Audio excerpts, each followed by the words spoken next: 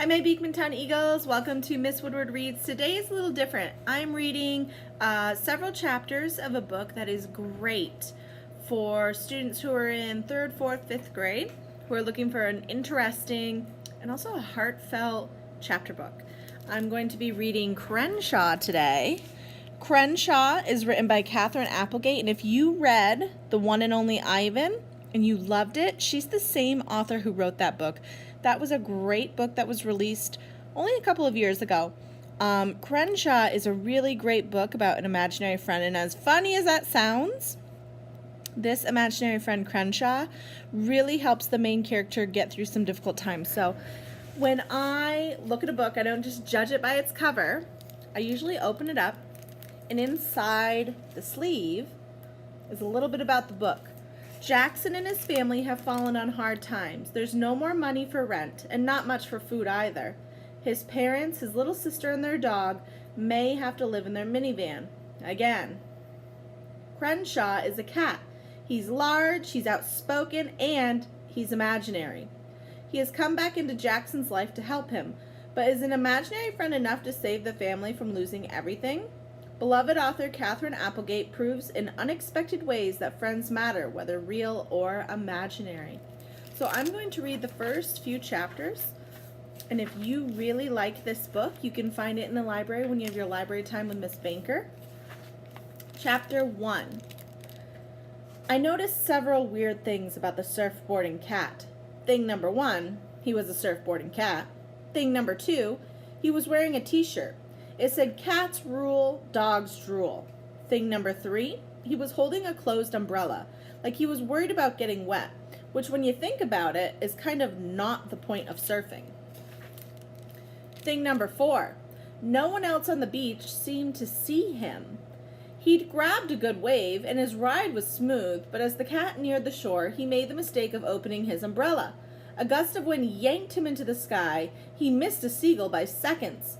Even the gull didn't seem to notice him.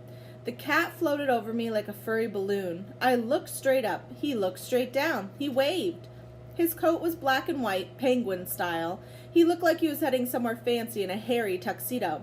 He also looked awfully familiar.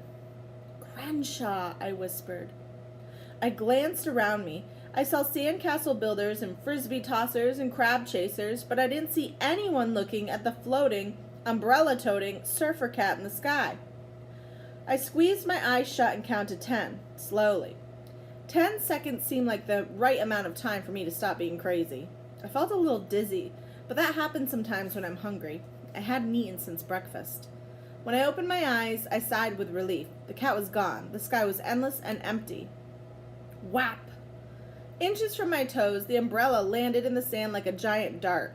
It was red and yellow plastic decorated with pictures of tiny smiling mice.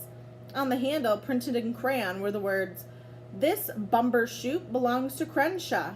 I closed my eyes again. I counted to 10. I opened my eyes and the umbrella, or the bumbershooter, or whatever it was, had vanished, just like the cat. It was late June, nice and warm, but I shivered. I felt the way you do the instant before you leap into the deep end of a pool. You're on your way to somewhere else. You're not there yet, but you know there's no turning back. Chapter 2. You can see Crenshaw's silhouette. Here's the thing. I'm not an imaginary friend kind of guy. Seriously. This fall, I go into 5th grade. At my age, it's not good to have a reputation for being crazy. I like facts. Always have. True stuff. 2 + 2 = 4 facts. Brussels sprouts taste like dirty gym socks facts. Okay, so maybe the second one's just an opinion. And anyway, I've never eaten a dirty gym sock, so I could be wrong. Facts are important to scientists, which is what I want to be when I grow up. Nature facts are my favorite kind, especially the ones that make people say, "No way!" Like the fact that a cheetah can run 70 miles per hour, or the fact that a headless cockroach can survive for more than 2 weeks, or the fact that when a horned toad gets mad, it shoots blood from its eyes. I want to be an animal scientist. I'm not sure what kind. Right now I really like bats. I also like cheetahs and cats and dogs and snakes and rats and manatees. So those are some options. I like dinosaurs too, except for them all being dead. For a while, my friend Marisol and I both wanted to be paleontologists and search for dinosaur fossils. She used to bury chicken bone leftovers in her sandbox for digging practice. Marisol and I started a dog walking service this summer. It's called See Spot Walk. Sometimes when we're walking dogs, we'll trade nature facts. Yesterday, she told me that a bat can eat 1,200 mosquitoes in an hour. Facts are so much better than stories. You can't see a story. You can't hold it in your hand and measure it. You can't hold a manatee in your hand either, but still, stories are lies when you get right down to it, and I don't like being lied to. I've never much been into make-believe stuff. When I was a kid, I didn't dress up like Batman or talk to stuffed animals or worry about monsters under my bed. My parents say when I was in pre-K, I marched around telling everyone I was mayor of the earth, but that was just for a couple of days. Sure, I had my Crenshaw phase, but lots of kids have an imaginary friend. Once my parents took me to see the Easter Bunny at the mall. We stood on fake grass next to a giant fake egg and a giant fake basket. When it was my turn to pose with the bunny, I took one look at his paw and yanked it right off. A man's hand was inside. It had a gold wedding ring and tufts of blondish hair. "This man is not a rabbit," I shouted. A little girl started bawling. The mall manager made us leave. I did not get the free basket with candy eggs or a photo with the fake rabbit. That was the first time I realized people don't always like to hear the truth. Chapter 3. The chapters in this book go by really fast, which makes it a pretty easy read, and I think it's super interesting. I really love what the main character says. He has a lot of great ideas and thoughts, and he feels very passionate and strong about those ideas and thoughts. After the Easter Bunny incident, my parents started to worry. Except for my 2 days as mayor of Earth, I didn't seem to have much of an imagination. They thought maybe I was too grown up, too serious. My dad wondered if he should have read me more fairy tales. My mom wondered if she should have let me watch so many nature shows where animals eat each other. They asked my grandma for advice. They wanted to know if I was acting too adult for my age. She said not to worry. No matter how adult I seemed, she told them, I would definitely grow out of it when I became a teenager. Chapter 4. See, that was a very quick chapter, wasn't it?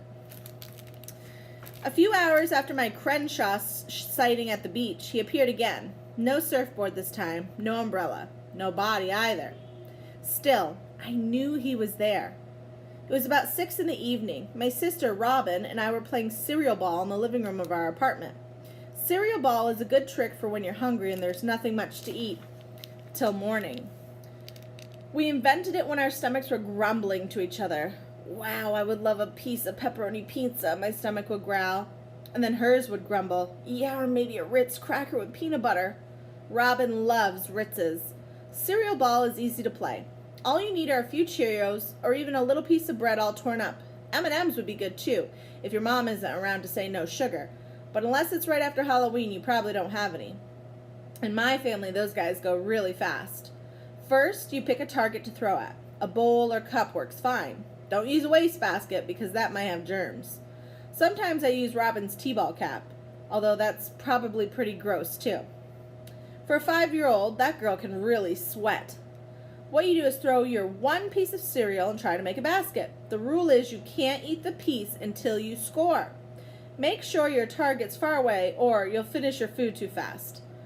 The trick is that you take so long to hit the target, you forget about being hungry. For a while anyway. I like to use Cheerios and Robin likes Frosted Flakes, but you can't be picky when the cupboard is bare. My mom says that sometimes. If you run out of cereal and your stomach's still growling, you can always try chewing a piece of gum to distract yourself. Stuck behind your ear is a good hiding place if you want to use your gum later. Even if the flavor is gone, your teeth get a workout. Crenshaw showed up. At least he seemed to show up, while we were busy throwing my dad's bran cereal into Robin's cap. It was my turn to throw, and I got a direct hit. When I went to take the cereal piece, I found 4 purple jelly beans instead. I love purple jelly beans. I stared a long time at those things. Where did the jelly beans come from? I finally asked. Robin grabbed the cap. I started to pull it away, but then I changed my mind. Robin is small, but you don't want to mess with her. She bites. It's magic, she said. She started dividing up the jelly beans. 1 for me, 1 for you, 2 for me. Seriously, Robin, stop kidding around. Where? Robin gobbled down 2 jelly beans. She said, which I figured meant, stop teasing me in candy mouth. Aretha, our big Labrador mutt, rushed over to check things out. No candy for you, Robin said. You are a dog, so you eat dog food, young lady. But Aretha didn't seem interested in the candy. She was sniffing the air, ears cocked toward the front door, as if we had a guest approaching. Mom, I yelled. Did you buy some jelly beans? Sure, she called back from the kitchen. They're to go with the caviar. I think she's being sarcastic. I'm serious, I said, picking up my 2 pieces. Just eat Dad's cereal, Jackson. You'll poop for a week, she answered. A second later, she appeared in the doorway, a dish towel in her hands. Are you guys still hungry? She sighed. I've got a little mac and cheese left over from dinner, and there's half an apple you could share. It's fine, I said quickly. Back in the old days, when we always had food in the house, I would whine if we were out of my favorite stuff, but lately we've been running out of everything, and I had the feeling my parents felt lousy about it. We have jelly beans, Mom, Robin said.